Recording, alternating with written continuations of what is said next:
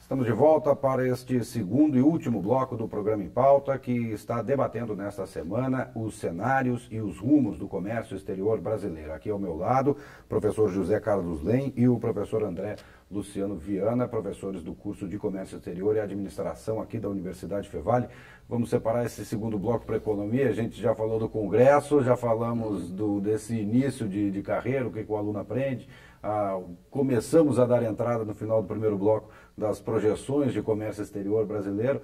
Vamos tratar de economia nesse segundo bloco. Eu queria ver com vocês quais são as perspectivas, né, hoje do comércio exterior, até porque tivemos recentemente um acordo assinado, que é a Organização Indo-Pacífico, né, e surgiu até muita piada dizendo que o Brasil não participa porque nós só somos banhados pelo Atlântico, né? Acho que o governo não está caminhando no lugar certo. Nós demos um passo atrás ficando de fora de um acordo com esses países que estão integrando esse bloco, dentre eles Estados Unidos, que é uma potência, Japão, que é outra na parte de comércio.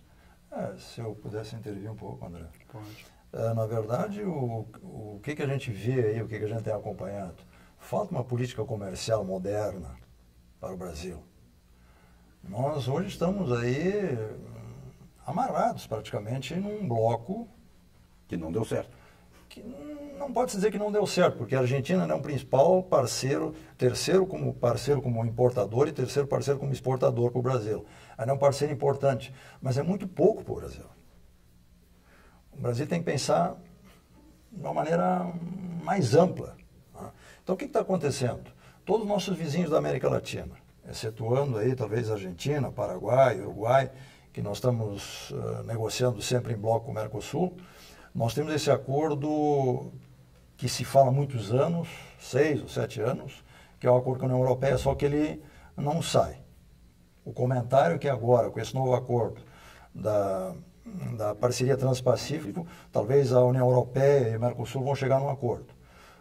Esse acordo, a União Europeia com o Mercosul, na nossa visão, é fundamental. Se perder esse... Porque se não acontecer esse acordo, já sinalizou os Estados Unidos que, não sei se vai ser o NAFTA ou vai ser os Estados Unidos, que quer fazer um acordo também com a União Europeia. Então, tem essa parceria do Transpacífico.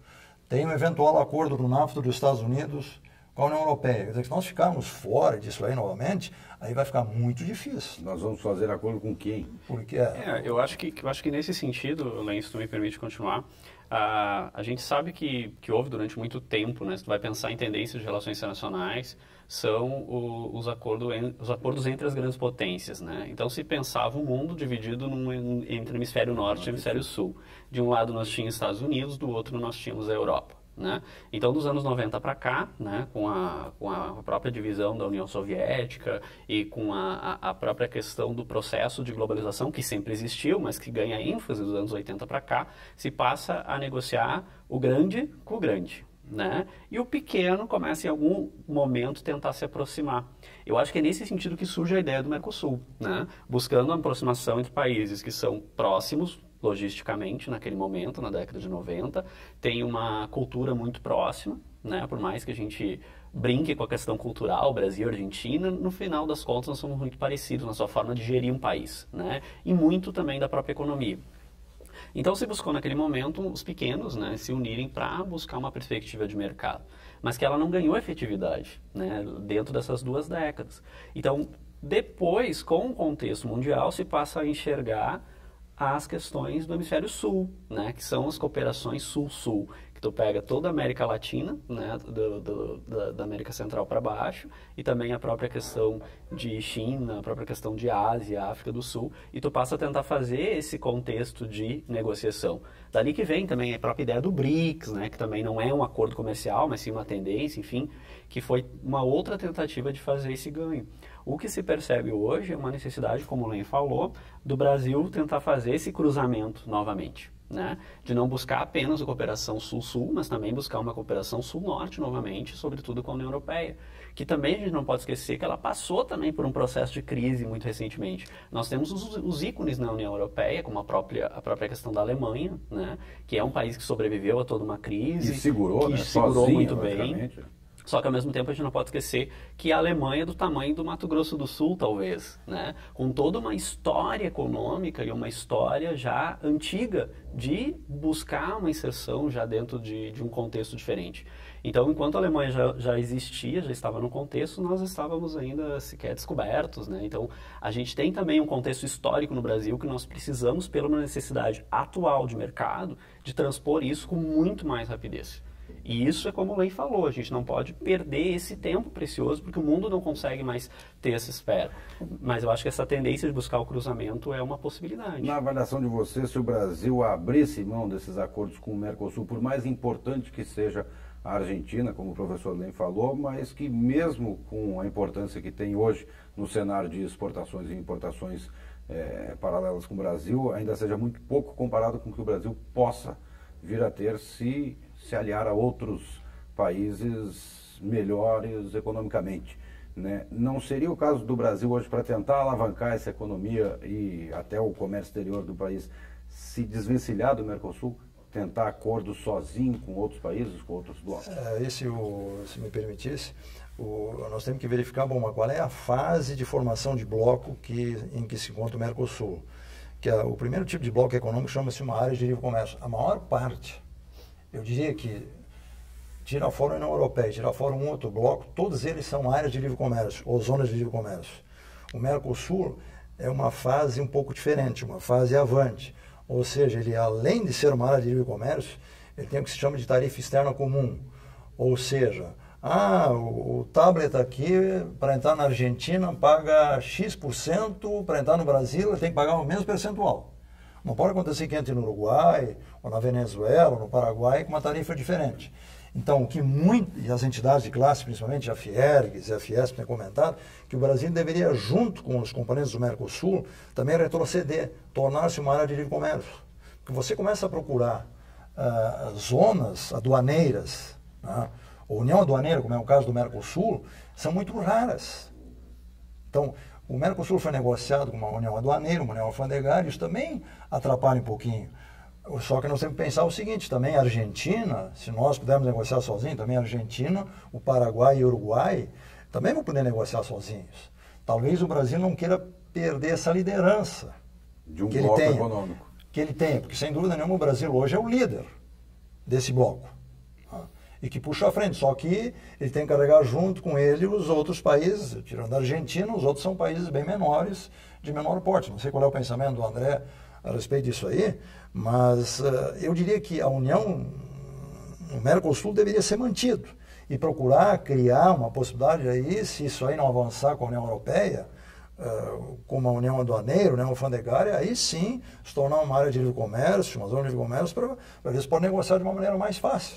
Agora, o Chile, por exemplo, ele pertencia, mas esse acordo que ele fez do Bloco do Pacífico, ele está dando a ideia clara de que estou fora, estou deixando vocês de lado? É que o Chile, na verdade... Chile é o Peru, né? Na verdade, o Chile, o Peru, a Bolívia, o Equador, eles são considerados associados, eles não são pertencentes ao bloco, né? Então, eles se associam de determinadas situações, como, por exemplo, tarifa externa comum para alguns produtos, e se associam pagando esse imposto menor. O que acontece, que a gente não pode esquecer, é que pela própria limitação geográfica do Brasil e a dependência que o Brasil tem desses países que são próximos. A Argentina é um exemplo, é o nosso terceiro maior mercado, sobretudo o mercado gaúcho, né, pelo nosso limite.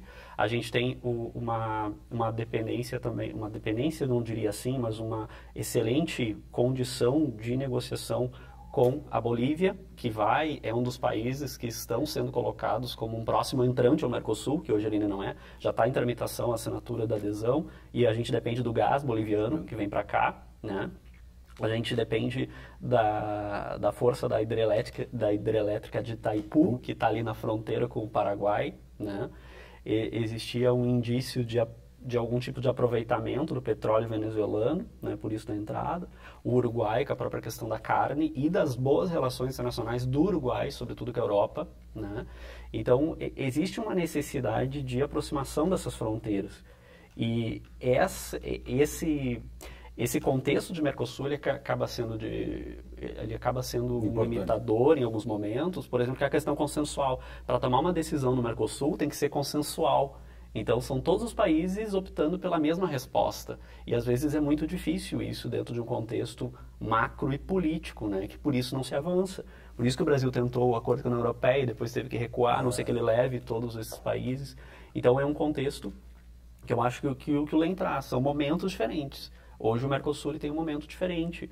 Eu não sei se seria o caso dele abrir mão, né, do Mercosul para entrar em outros blocos ou ele partir de alguma maneira de trazer esses países para dentro de um contexto econômico. Assumir a liderança que tem no Mercosul. Porque o Chile ele tem uma característica, ele sempre participou de outros blocos fora da América Latina. Ele sempre, talvez pela própria condição, como tu falaste, por estar virado para o Pacífico, então ele tem uma outra visão, ele sempre participou de acordos com a China, um bom relacionamento com os Estados Unidos, né? E não, sobretudo, aos seus vizinhos da América do Sul. Então ele vem de uma cultura diferente na sua relação internacional. Então eu acho que é nesse sentido, a gente volta outra vez para a questão da própria qualificação do comércio exterior brasileiro, né? Como um todo. Enxergar esse mundo que ele pode aproveitar. Eu acho que isso é importante, talvez a questão não seja só de responsabilidade do governo. Talvez as forças sociais. E aí o que eu estou falando? Estou falando das entidades de classe, entidades de comércio, entidades da indústria, entidades da agricultura. Que a gente, faz algum tempo, a gente fazia e se faz ainda missões de estudo ao Chile. E a gente tem uma universidade, uma professora, então, de Direito, em que abordava essa questão do porquê do Chile participar de tantos acordos comerciais. A questão que ela colocou assim abertamente foi que lá no Chile o governo não daria muita importância ao choro das classes sociais. Ou seja, o que eu acho que está acontecendo aqui no Brasil, não tenho certeza, mas tenho a impressão que, sinceramente, muitos empresários de diferentes segmentos devem estar fazendo sua pressão, porque um acordo comercial, você imagina, se nós assinarmos um acordo com a União Europeia, você vai ter prazos de adaptação. Digamos, nós aqui do Vale, calçado, couro, calçado, etc., máquinas para calçado, máquinas para português, entraríamos logo.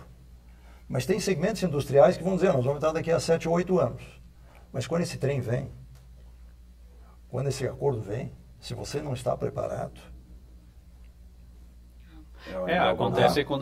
Acontece o mesmo do governo Collor, né?